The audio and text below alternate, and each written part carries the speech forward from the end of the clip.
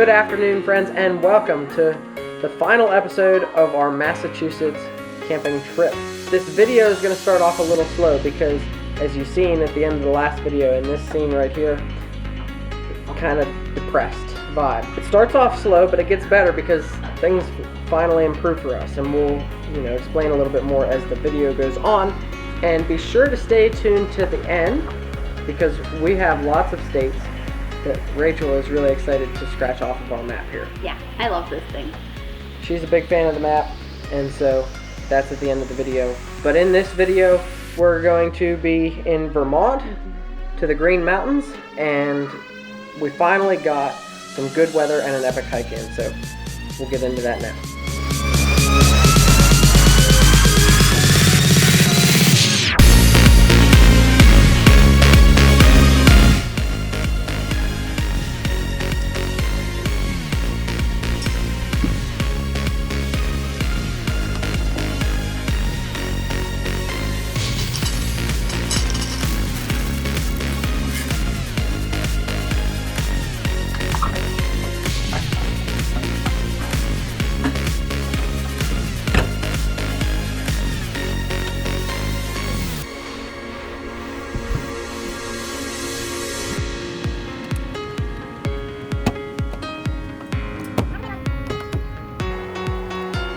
Well, friends, good morning. It's a new day.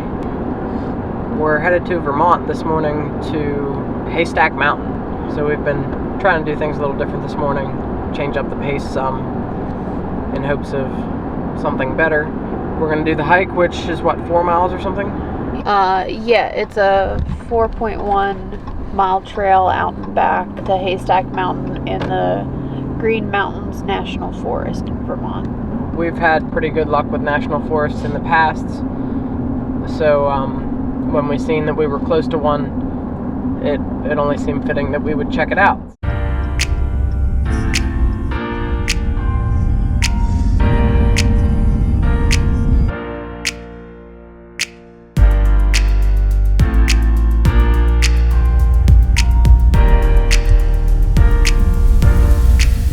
Friends here at the trailhead, they have a really nice sign that talks about a fella who has spent a lot of time hiking this trail. He's still alive, or? He passed away in 2021. Passed away just a few years ago. And it gives you a nice map of the trail. And then, here's some pictures of it. This top picture with the lake is what drew me to want to hike here. It's about 4 miles round trip. Should take us 3 to 4 hours to get to the summit. No, 3 to 4 hours round trip. Or 3 to 4 hours round trip, sorry. And Jake White is this guy's name, and he did this trail 100 times in 1 year, 2010. Friends, the sun is starting to peek out, and definitely the fall foliage is in full effect. Not right here where we're at, but in various places we've seen it. So we're going to get some good views, I think. It's a different type of forest up here to the north. The mix of conifers to the hardwoods. You can see it as you're driving around, and so I imagine that's why the fall foliage up here looks that much better than down south where we're from, just because of the mix of trees. So you'll get the green conifers in with the colors of the deciduous trees. Yeah, it just looks really cool and it's different. That's what I've noticed driving around. Like I said, the sun is starting to come out. I really hope today is going to be a good day. When we were driving back from Monadnock yesterday, the sun started to shine just as we were getting back to the truck. And then there was a really beautiful sunset. And I was thinking, okay, well, maybe today is going to be our day. Then we woke up this morning, and it was dreary and cloudy. And just simply not good. So, kind of put me back in the spot I was on top of the hill. And then, I don't know. I don't know what we're going to get out of this one today, weather-wise. So, we'll just take you along and hope for the best.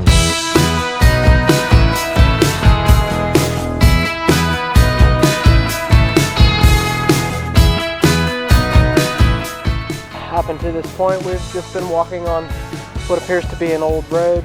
But alongside this beautiful little stream, you can probably see and hear it. It's been a peaceful sound as we climb up the hill here. It appears that we're not going to keep going up the road. We're going to bear to the left. And this says it is Deerfield Ridge, number 326, whatever that means. But it says 1.4 miles to the Haystack summit from here. So it appears this area is a watershed, so probably used for drinking water for the surrounding communities below. So it says essentially no fishing, boating, swimming, camping, or waste disposal in this area. So this looks like what the trail will look like for the foreseeable future. It looks like a little bit of a stream crossing coming up ahead.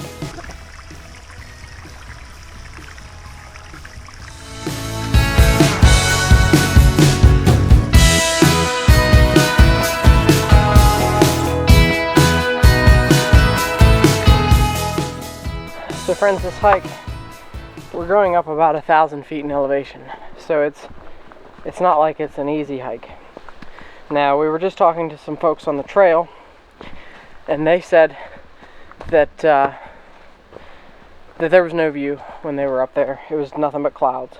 They thought that it looked like the weather was changing for the better. And you can see, friends, blue skies up above where we're at right now. So friends, I am hoping to at least show you one awesome thing while we're here up north in the, we'll call this the accessible region of New England for those of us who live in Pennsylvania. And it would just be nice to get one good view, because Greylock was a bust, Monadnock was a bust. And like I said, I could tell from Monadnock that the leaves were changing, although I couldn't get it on camera. And so if we can just get to see something, it's going to be epic. So we got about 600 feet in elevation left to climb. So hopefully in the time it takes us to do that, any clouds will be driven off to somewhere else. This region, friends, seems to be predominantly birch tree oriented area. And these ones, I forget exactly what they are, but I'll probably try to look it up and put it down in the video here. But these have all these wart looking things on them, and some maple as well. Them yellow leaves up above, those are maple. Keep on climbing. The sun's out. It's starting to warm up, so this could be good.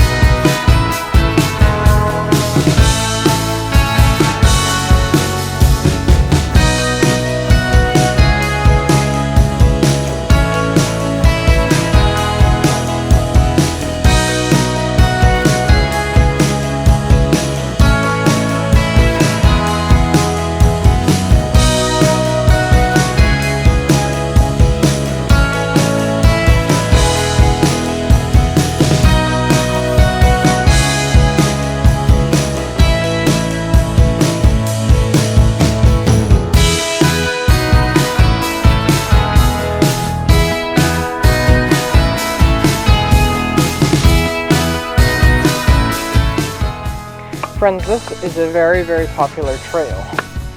There were at least 6 or 7 cars down at the parking lot when we got here. And friends, this is a Tuesday, I think? Yeah, Tuesday.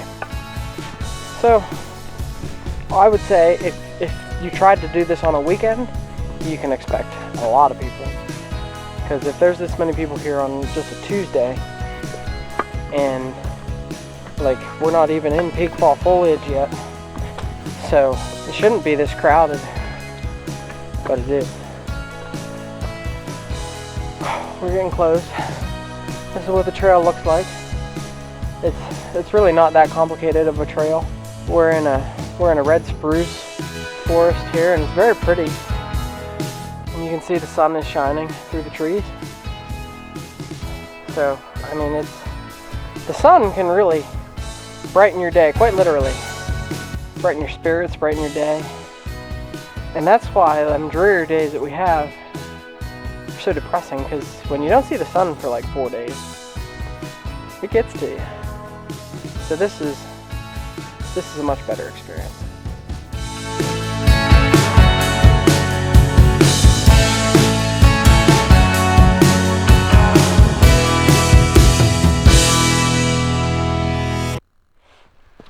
Friends, this place around me has a very familiar vibe.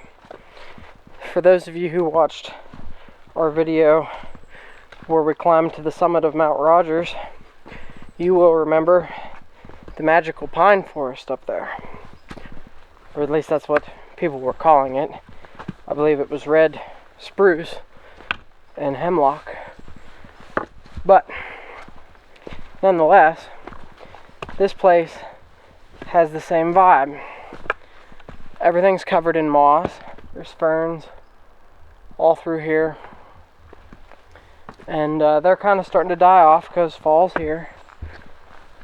But yeah, this place has a very familiar vibe and I like it.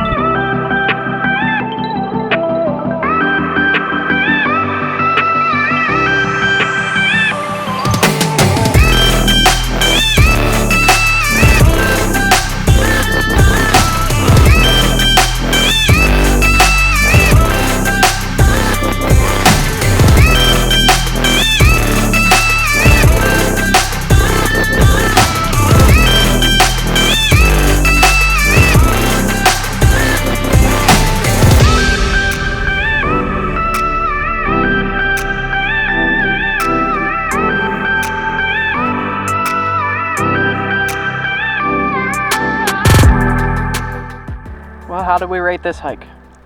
Much better than yesterday. This was actually a really fun hike. I enjoyed it a lot. So 10 out of 10? Yeah. Yeah. The description on All Trails calls it moderate to strenuous or something like that. I definitely think it's more moderate. There wasn't any really extremely difficult portion of the trail. It is pretty rocky though, just like Monadnock, so watch your footing. Yeah, wear good shoes. It's wet.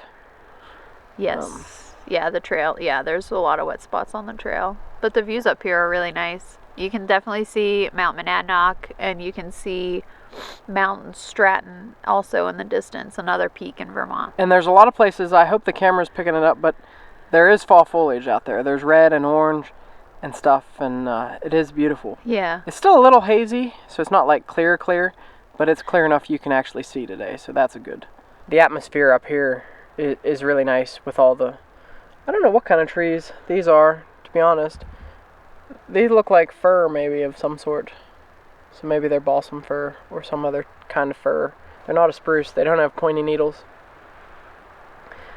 But it doesn't matter what they are, it's still pretty. This is kind of an idea of what the terrain around us is. You're kind of on a nice, like, bald, rocky top thing here.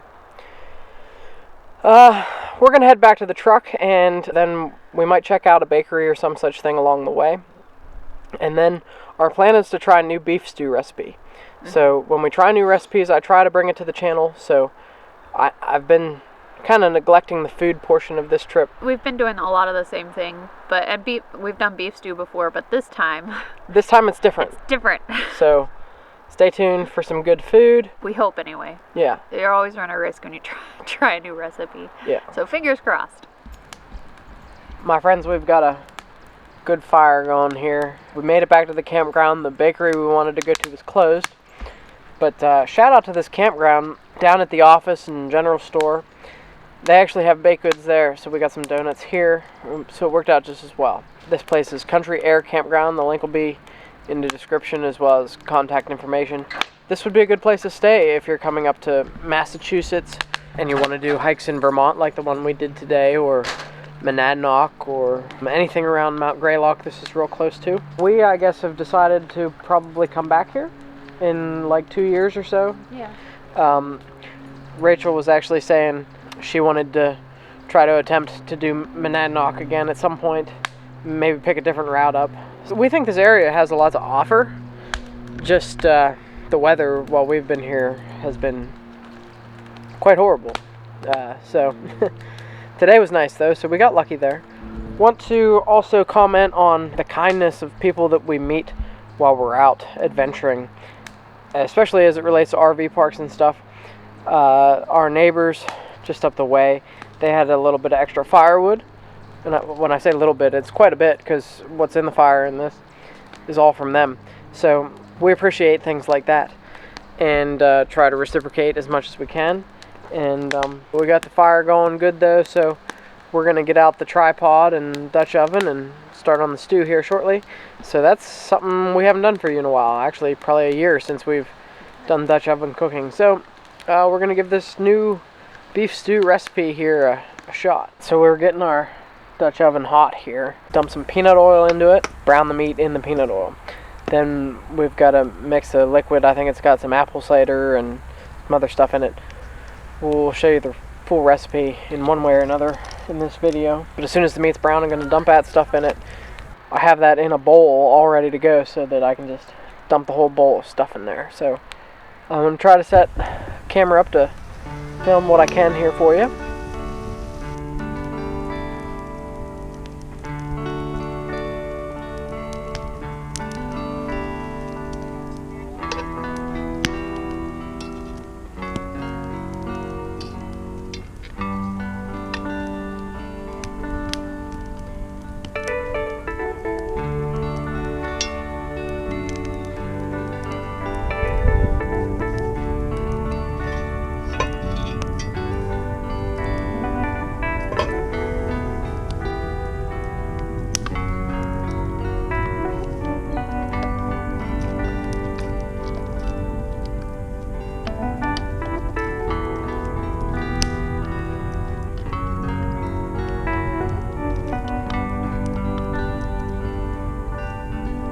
So it was seeming like it was boiling pretty good. That's a pretty good time to add your things that take longer to cook, such as your carrots and your celery and your onions. The potatoes don't take as long, so we're going to wait a little bit to put them in. Probably till, I think it said in the recipe, like 20 minutes before you're ready to eat for all your vegetables. But I like my carrots to be completely cooked. And celery and onions, the more they're cooked, the better. And that the more the flavor of that stuff gets in what you're trying to do. So yeah, I disagree with recipes on that. And that's the same thing with anything. Like these cookbooks, we just look at the recipes for mostly ingredients lists and you know, a helpful guide to like give you some ideas. This is something a little different because of the apple cider in it, so it ought to be interesting to see what it tastes like. Alright, so we got the lid back on, and now all we have to do is wait. How long do we have to wait? We're probably down to an hour and a half now, I would think. She's the recipe master. Where do we find this cookbook? I don't know if you actually remember, but we found this in Menards. Oh. We were on a camping trip and decided to stop at Menards because I've heard good things about Menards. Just because. And they have apparently everything, and they have a little book section. And I saw this Taste of Home Soups and Stews cookbook, and I love Taste of Home recipes. I have not tried a bad recipe out of anywhere, because they have magazines and books and everything. So we like soup and stew and chili. He likes chili. Speak for yourself. I'd love to do a camping episode on chili, but nobody in my family will eat it with me. No. So, I had to have this book. Like, this is one of those things, I had to have it. I knew I'd regret it if I walked out of there without it. So we got this, and we've been trying stuff out of it. and we've liked every single thing. There was one thing we tried last week that I was really unsure how that was going to go. We tried the pork chile verde, and that turned out really good. So, you've seen us do beef stew before, and we really like beef stew. Well, there's a twist on it in here for homemade apple cider beef stew. Just look at it in the picture. It looks like it has to be good. We're going to make a couple of tweaks because I know that I don't like to thicken my stews with just flour and water. So I will be making a roux with flour and butter. It really does make all the difference. Well, butter makes everything better. It makes all the difference. So we're making a couple of different tweaks. For example, there's no garlic in here. We tossed some garlic in because we both like that taste. So we'll let you know how deviating from the recipe goes, maybe. But yeah, the apple cider is the big difference from Right. the way you've seen us do it before. Rachel's parents just made a boatload of apple cider, so what better way to use it than in beef stew? It's cooking, so we'll show you what it looks like when it's all done.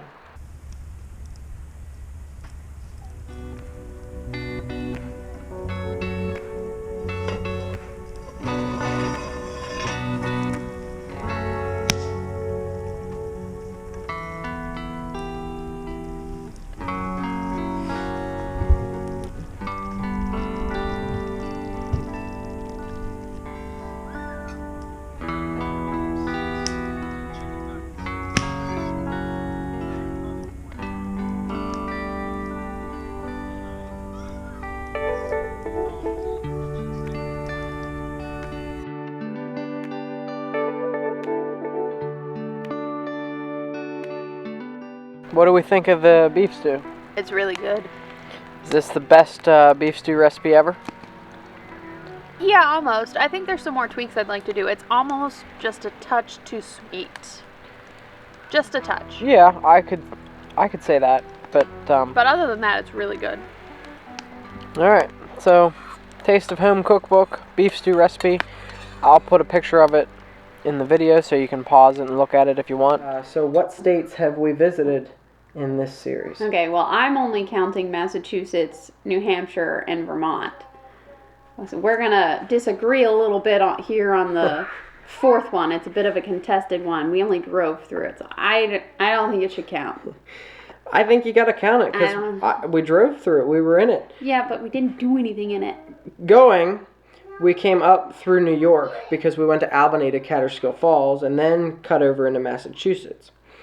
Coming home, it was a much quicker route for us to go down into Connecticut and then across. So I've been to Connecticut now with my camper. Well, not the camper that we currently have, but it's the old camper. It doesn't count. So we didn't get out and do anything. We're scratching off Connecticut. Our feet didn't touch the soil. We didn't do anything. You were asleep. I was in a meeting. No, you slept. Did I? I had a meeting. The meeting lasted like 5 minutes. Okay. You were asleep. Whatever. It doesn't matter. We're scratching off Connecticut. But we got to get Sarah out here because she wants to scratch off something. So, do you want to scratch off something? I want to do Vermont, New Hampshire, something? Massachusetts, and she can do Connecticut because we didn't really do Connecticut. Okay. Do you want to do one?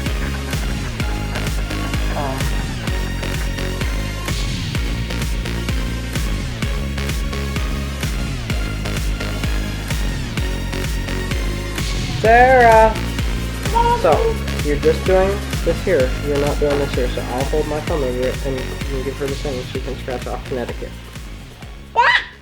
She's scratching. Sarah was not in Connecticut, but she's scratching it off for us. She has her own map. Yes, she does, and she has more states scratched off on it than we do. Yes. We will be taking the kids back up north probably in 2025, I would imagine, because we want to attempt Monadnock again. And we would like to make our way up into Maine, and there's some stuff I just added to my list recently up in Vermont. So, yes, 2025, I would imagine, probably for a week-long vacation as a family. Alrighty, my friends, that is it for scratching off the map. Did you enjoy that? Yeah. That's it for this series. Our next episodes are going to take us down to West Virginia, to Blackwater Falls State Park. So that'll be the final trip for us in our Wildwood X-Late. But it's not the final trip for 2023, so we will wish you a Happy New Year to 2024, and we've got big plans, but we're not even close to done with 2023 yet as far as content goes. So be sure you're subscribed if you haven't, because it's gonna be an awesome ride here through the end of 2023. See you next Thursday.